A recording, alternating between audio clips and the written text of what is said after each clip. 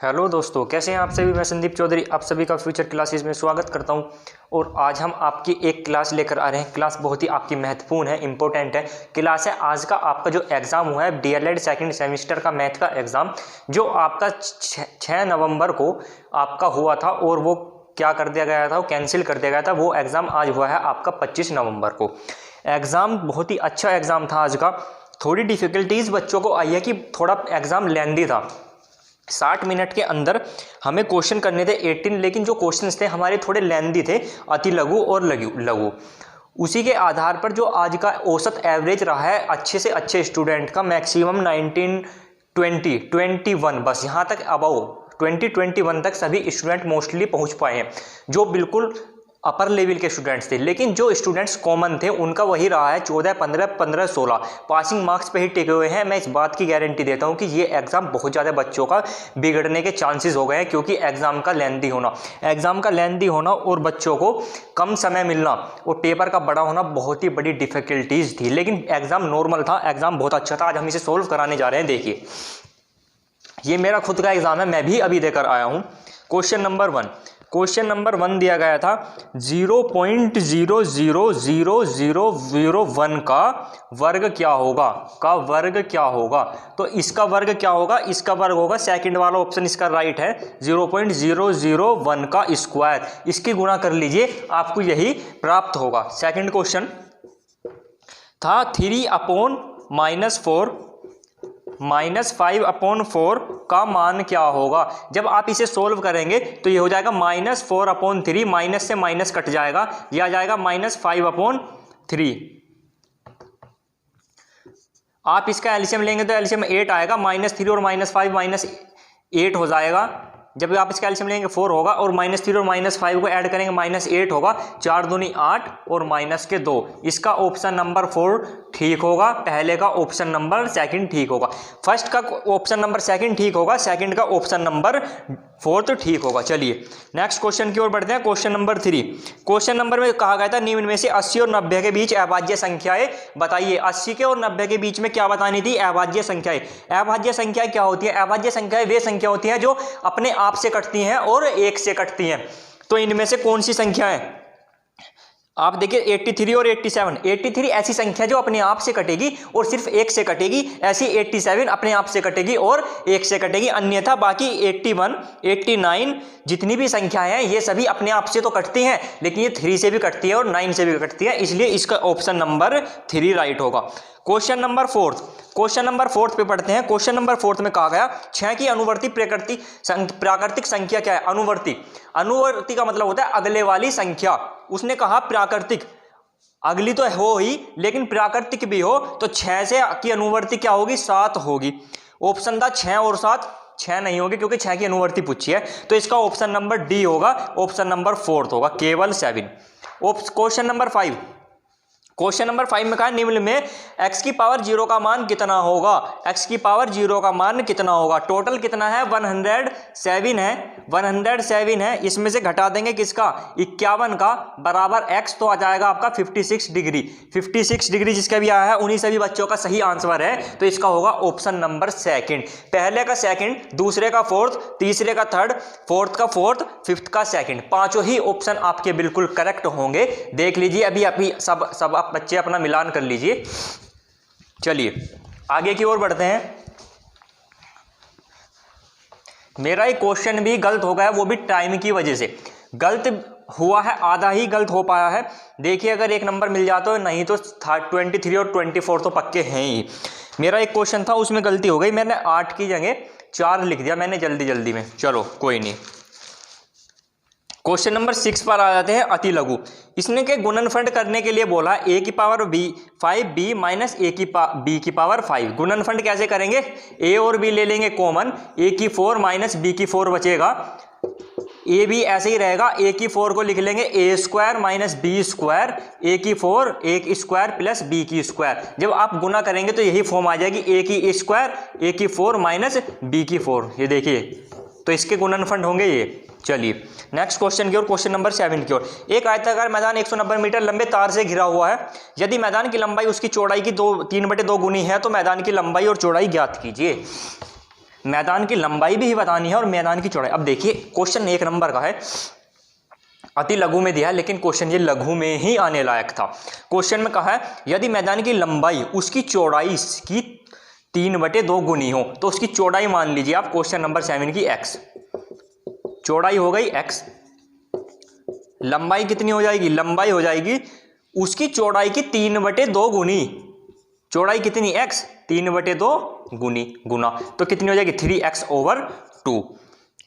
अब कहा है एक आयताकार मैदान 190 मीटर लंबे तार से घिरा है। जो आयताकार मैदान है उसकी जो बाउंड्री की गई है 190 मीटर तार से की गई है। अब देखिए लंबाई प्लस चौड़ाई कितनी हो गई, x प्लस 3x/2, तो दो एलसीएम ले लेंगे, 2x प्लस 3x/2 तो 5x/2। जो मैदान है उसकी लंबाई और उसकी चौड़ाई क्या है, 5x/2 है, और वो 190 मीटर तार से क्या है, 190 मीटर तार से क्या है, घिरा हुआ है। तो 190 को हम 5x/2 से डिवाइड कर देंगे, 2 ऊपर चले जाएगा, 5 से कट जाएगा 38 बार, 38 दूनी 76, तो उसकी चौड़ाई तो हो जाएगी 76। लंबाई में क्या करेंगे, 76 × 3/2, 38 3 114, 114 मीटर तो लगा हुआ है उसकी लंबाई पर तार, और चौड़ाई पर लगा हुआ है उसका 76 मीटर तार। कुछ स्टूडेंट्स या कुछ टीचर इसे 38 तक भी छोड़ देंगे कि उसकी 38 थी, लेकिन नहीं। क्वेश्चन पढ़िए क्या कहा गया। क्वेश्चन एक आयताकार मैदान 190 मीटर तार से घिरा हुआ है, यदि मैदान की लंबाई उसकी चौड़ाई से 3/2 है तो मैदान की लंबाई चौड़ाई ज्ञात कीजिए। लंबाई चौड़ाई और ज्ञात कब होगी, क्योंकि हमने चौड़ाई तो x मान ली थी, ये हमारा 76 आया, और हमने लंबाई x × 3/2 मान ली थी, 76 पुट करेंगे, 3/2, 2 से कट जाएगा 38 बार, 38 3 3 तो 114। ठीक है, चलिए नेक्स्ट क्वेश्चन की ओर बढ़ते हैं। Question number 8, question number 8,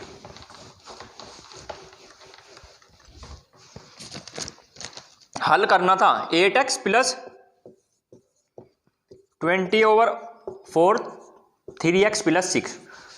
x की वैल्यू को एक साइड लिख लेंगे और इन्हें एक साइड लिख लेंगे, तो माइनस इधर आकर माइनस हो जाएगा, इधर ये आकर माइनस हो जाएगा, 8 में 3 गया 5x, 4 ले लेंगे एलसीएम, 6 चौक 24 माइनस 21, 5x बराबर 3/4, x इज इक्वल टू 5 की गुना इधर हो जाएगी 3/20, x का मान आएगा 3/20। नोट कीजिए, देखते रहिए किसी का सही है या किसका गलत है। नेक्स्ट क्वेश्चन की ओर बढ़ते हैं। Question number 9, x plus 2y एक इक्वेशन 7 और 2x प्लस y एक इक्वेशन दे दी 5। अब हम क्या करेंगे, x की और y की वैल्यू निकालनी है। हम पहली इक्वेशन में क्या करेंगे, x की वैल्यू निकाल लेंगे, तो x की वैल्यू आ जाएगी 7 - 2y। इस 7 - 2y को पुट कर देंगे सेकंड में, तो 2 × 7 - 2y plus y is equal to 5, 7 दूनी 14 minus 4y plus 5y is equal to 5, 4y में से माइनस 4y में से प्लस का y गया तो कितना बचा, माइनस के 3y, ये 14 इधर जाके हो जाएगा माइनस, 5 में 14 गया माइनस के 9, 3 3 9, y की वैल्यू 3 आ जाएगी। इस y की वैल्यू 3 को इक्वेशन नंबर 1 में पुट करेंगे तो आ जाएगा आपका x 2 × 3 is equal to 7, x is equal to 6, 7 minus 6 गया 1, x की वैल्यू 1, x की वैल्यू 1 आएगी और y की वैल्यू 3 आएगी। चलिए देखते रहिए किस किस का ठीक गया है और किस किस का गलत गया है। अभी तो देख रहे हैं कि क्वेश्चन कितने तेजी से हो रहे हैं, लेकिन देखिए यहाँ क्वेश्चन करने का तरीका कुछ हो रहा है, वहाँ पर कुछ हो रहा है। अगर वहाँ आप डायरेक्टली सोल्व कर दोगे तो आपको मार्क्स नहीं मिलेंगे, आपको वहाँ स्टेप बाय स्टेप सोल्व करना होता है। क्वेश्चन पेपर में कर सकता हूँ इसको 15 मिनट में कर दूंगा पूरे पेपर को, लेकिन चीज़ें क्या है, वहाँ पर आपको नंबर नहीं मिलेंगे अगर आप इस तरीके से लिखेंगे। आपको वहाँ पॉइंट टू पॉइंट लिखना होता है, लैंग्वेज भी लिखनी होती है। क्वेश्चन नंबर 10 की ओर बढ़ते हैं। एक 5 मीटर गुना 2 मीटर के आयताकार पैंदे वाले होज, एक होज है उसमें 1.5 मीटर की ऊंचाई तक पानी भरा है। देखिए 5 × 2 10 मीटर, ऊंचाई कितनी होगी 1.5, तो 10 × 1.5, ऊंचाई गुना गहराई, ये हो गई उसकी गहराई और ये होगी उसकी ऊंचाई। जब दोनों को गुना करेंगे तो आपका आ जाएगा 15 मीटर। 15 मीटर का जो होज है उस ज्ञात पूछा गया है, ज्ञात कीजिए होज में कितने लीटर पानी आएगा। कितने लीटर पानी आएगा, 1 मीटर में 1000 आ जाता है, तो 15 में कितना आएगा, 1000 से गुना कर दीजिए इसे, तो यह आ जाएगा आपका 15,000। चलिए इसका आंसर था 15,000। आगे की ओर बढ़ते हैं। क्वेश्चन नंबर 11 क्वेश्चन नंबर 11 में कहा एक समबाहु त्रिभुज का परिमाप 12 सेंटीमीटर है, इसका क्षेत्रफल ज्ञात कीजिए। देखिए समबाहु त्रिभुज क्या होता है, उसकी तीनों साइड जो होती हैं वे इक्वल होती है, x x x। तो कितना हो गया 3x, क्या हो गया 3x हो गया, परिमाप 12, तो 3 चौक 12, x = 4। तो x की वैल्यू मिल गई हमें 4। इसे x मान लीजिए या a मान लीजिए, तो हमें क्या मिल गई, एक साइड मिल गई उसकी 4।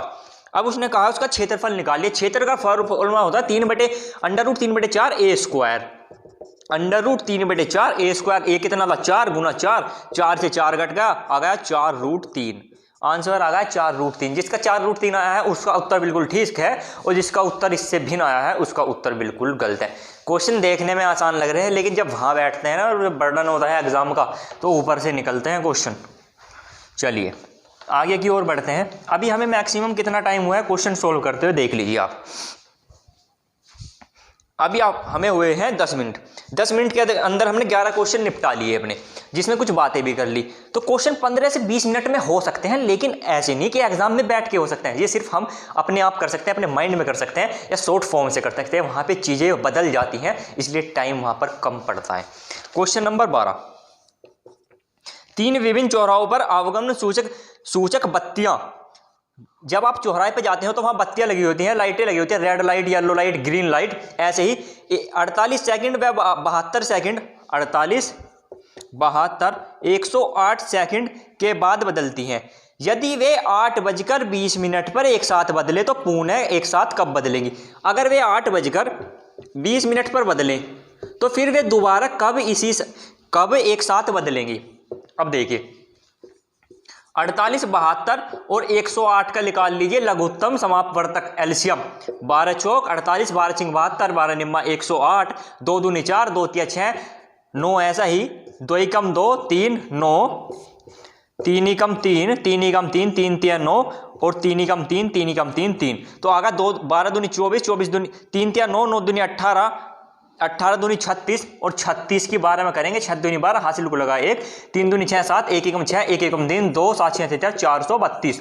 432 सेकंड के बाद वे पुनः एक साथ मिलेगी। तो अब यो हमें जो सेकंड है इसको कन्वर्ट करना है मिनट में। मिनट में करने के लिए भाग कर देंगे 60 से, 7 छिंग 42, 420 बचा 12, 12 के बाद लगा लेंगे पॉइंट, लगा लेंगे 0, 6 दूनी 12।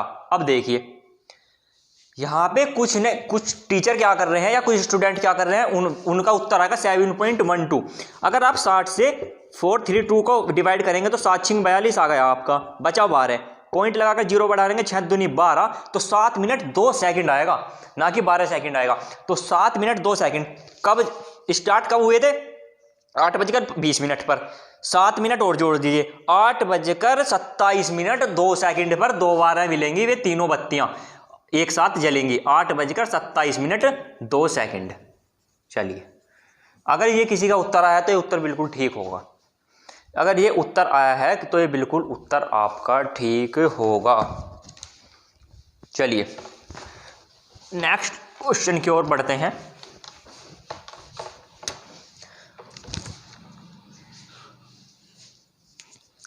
थोड़ी सी इंक डाल लेता हूँ। उम्मीद है आप सभी का एग्ज़ाम बहुत अच्छा गया होगा और जाना भी चाहिए।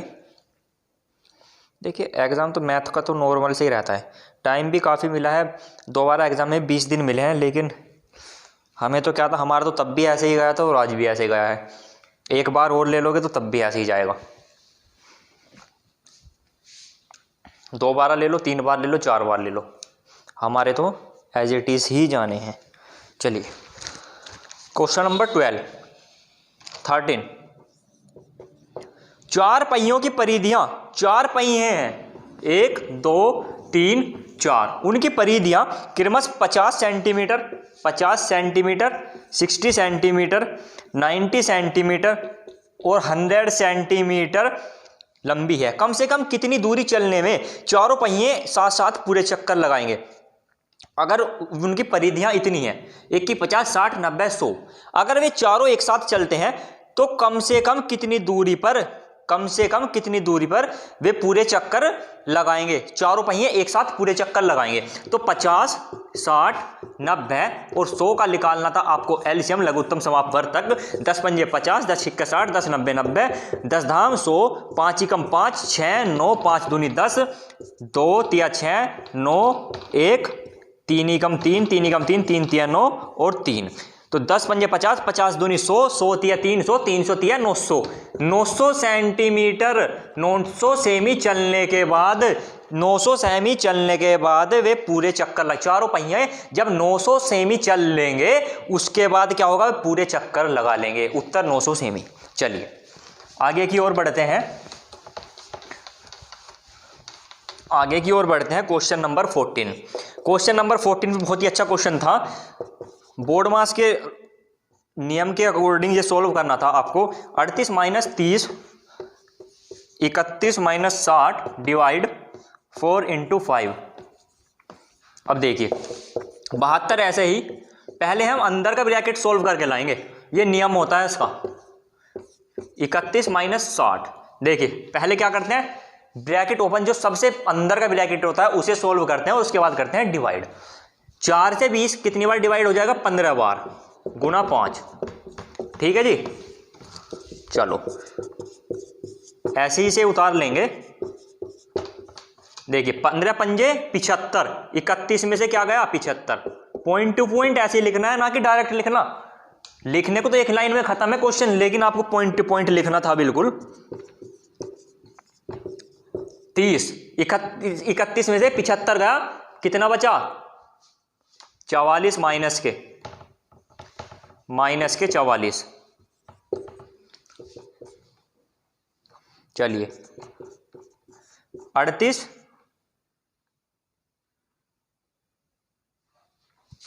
30 रह गया है, माइनस 30 में से 44 गया तो माइनस के 14।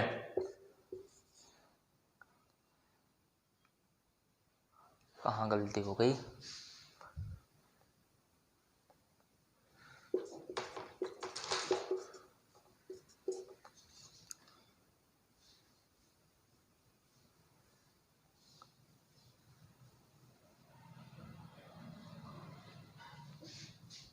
चलिए माइनस के 44,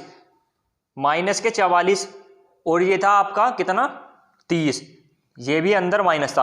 30 माइनस माइनस प्लस, 40 38 70 और 4 74 प्लस के 74। तो 72 डिवाइड 38 माइनस 74, तो 72 भाग 38, 74 में से 38 गया, कितना बचा 36, माइनस के 74 है ना, माइनस का 36 दूनी 72, तो माइनस का 2 इसका उत्तर आना था। क्या आना था, माइनस का 2। चलिए अगले क्वेश्चन की ओर बढ़ते हैं।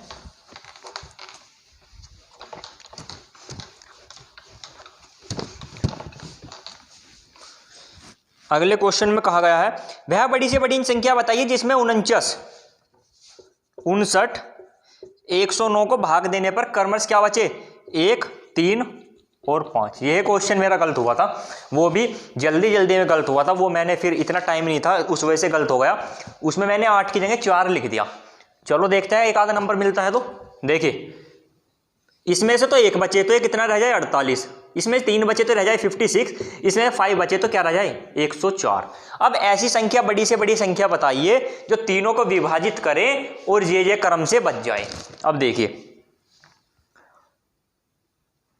48 भाग विधि के द्वारा हम निकाल लेते हैं मैसा HCF। 48 ही कम 48, बचा कितना 8, 8 छिंग 48, खत्म। अब 8 से निकालिए 104 का, 8 ही कम 8, बचा 24, 8 तिया 24, तो क्या कॉमन है 8। तो इसकी HCF 8 है, तो सबसे बड़ी वह संख्या क्या है, वह संख्या है 8। अब देखिए 8 छिंग 48, बचा 1, 8 सत्ते 56, बचा 3, 8 की 13 में करेंगे तो 104, बचा 5। तो इसका उत्तर था 8। ये मेरा 4 लिखा गया उस 8 की जगह, यानी क्वेश्चन ये भी बिल्कुल ठीक जाने वाला था। नेक्स्ट क्वेश्चन की ओर बढ़ते हैं। Question number 16। रमेश की आयु अपने पुत्र राहुल की आयु से 4 गुना है। मान लीजिए राहुल की आयु तो हो गई x और रमेश की क्या हो गई y, लेकिन पुत्र की आयु से 4 गुना है तो y क्या हो गई 4x। अब कहा उसने रमेश की आयु राहुल की आयु से 9 गुना थी 5 वर्ष पहले। 5 वर्ष पहले मतलब पीछे जा रहे हैं, माइनस में जा रहे हैं, तो 5 माइनस 4x रमेश की आयु 5 वर्ष पहले रमेश की आयु अब क्या है 4x। 5 वर्ष पहले तो 5 में से घट जाएगी 5 माइनस 4x क्या थी राहुल की आयु की क्या थी 9 गुनी थी। राहुल की आयु क्या है अब x, पहले कितनी थी 5 माइनस x हो गई 5 वर्ष पहले, तो क्या थी 9 गुनी थी, तो 9 से गुना 5 माइनस 4x 9 पंजे 45 माइनस 9x। 9x को इधर उठा के ले जाएंगे तो ये हो जाएगी माइनस 4x प्लस 9x। 5 को इधर ले जाएंगे 45 minus 5 5x is equal to 40 और x is equal to 8। x की तो वैल्यू आ गई 8, राहुल की तो आ गई उम्र 8, इसकी कितनी थी 4 गुना 8 32। तो वर्तमान आयु उनकी कितनी है, राहुल की 8 वर्ष वर्तमान आयु है, उसके पिता की 4 गुनी है तो कितनी हो गई 32 वर्ष। चलिए क्वेश्चन नंबर 17 की ओर बढ़ते हैं। क्वेश्चन नंबर 17 की ओर बढ़ते हैं। बारंबारता निकालनी है, सारणी, बारंबारता सारणी। अब देखिए सबसे पहले ना आरोही क्रम में लिख लीजिए। आरोही क्रम में आएंगे आपके 12 12 13 13 14 15 15 15 15 16 16 1 2 3 4 5 6 7 8 9 10 11 टोटल है 12। 16 3 बार है। चलिए सबसे पहले आरोही क्रम में लगा लेते हैं। अब हमें क्या बारंबारता सारणी निकालनी है तो पहले लिखेंगे संख्या बारंबारता। टैली चिन्ह लगाना चाहो तो चिन्ह भी लिख सकते हैं। अब देखिए अब हम बना लेते हैं 12 से, आप 12 13 14 ऐसे करके भी लिख सकते हैं, लेकिन जो इसका सही मेथड होता है वो होता है इंटरवल लेने के बाद। तो इंटरवल लीजिए आप 10 से 12 के बीच का, 12 से 14 के बीच का और 14 से 16 के बीच का। 10 से 12 के बीच में कितनी वैल्यू आ रही है तो 2 आ रही है। 12 से 14 के बीच में कितनी आ रही है 1 2 3। 14 से 16 के बीच में 1 2 3 4 5 6 7, टोटल कितनी हो गई 7 3 10 2 12, चिन्ह हो गए।